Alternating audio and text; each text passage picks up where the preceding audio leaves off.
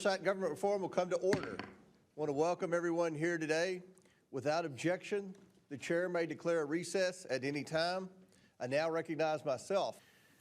The fraudsters, many of whom are from Minnesota's Somali community, have stolen from programs meant to feed needy kids, provide services to autistic children, house low-income and disabled Americans, and provide health care to vulnerable Medicaid recipients.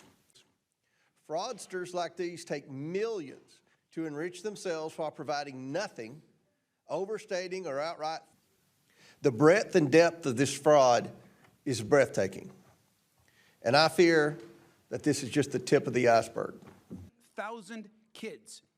These kids didn't commit fraud.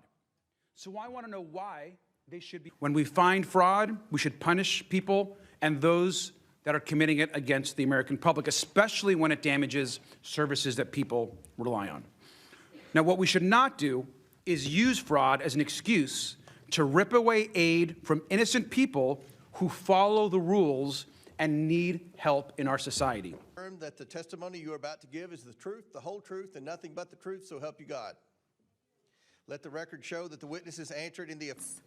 Tim Walz and his administration have willfully turned a blind eye to crime in the face of countless whistleblower and auditor reports, as well as stories by local investigative journalists and the Center of the American Experiment. These are actual crimes that must be punished.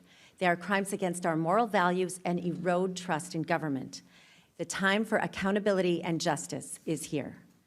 First, our committee is doing to fight the fraud and provide a roadmap for other states on how to detect and stop fraud. Minnesota.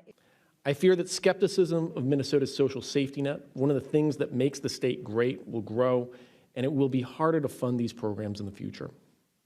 And I fear that the actions of a few people will be used to demonize an entire population of Somali and East African Minnesotans who overwhelmingly have made the state more vibrant, more diverse, and more prosperous.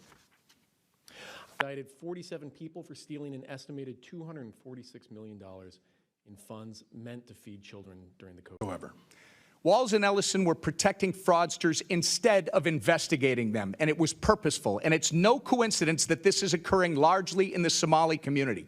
Walz made a sanctuary state, Minnesota, a sanctuary state. He gave free health care, free college, and free licenses to illegals. And Walz looked the other way when Somali immigrants were stealing. Representative Robbins are being gutted and defunded. Fraud becomes even more harmful, as that means even less money is going to people who need it, people all too familiar with. This hearing is not an effort by Republicans to improve social service programs.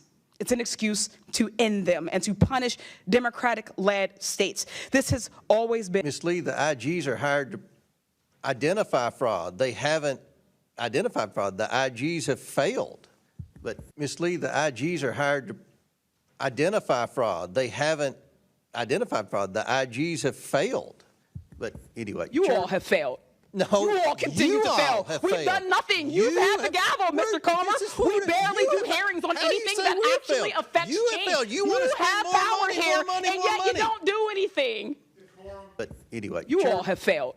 No, you all continue to fail. We've done nothing. You've had the gavel, Mr. Comer. We barely do hearings on anything that actually affects change. You have power here, and yet you don't do anything.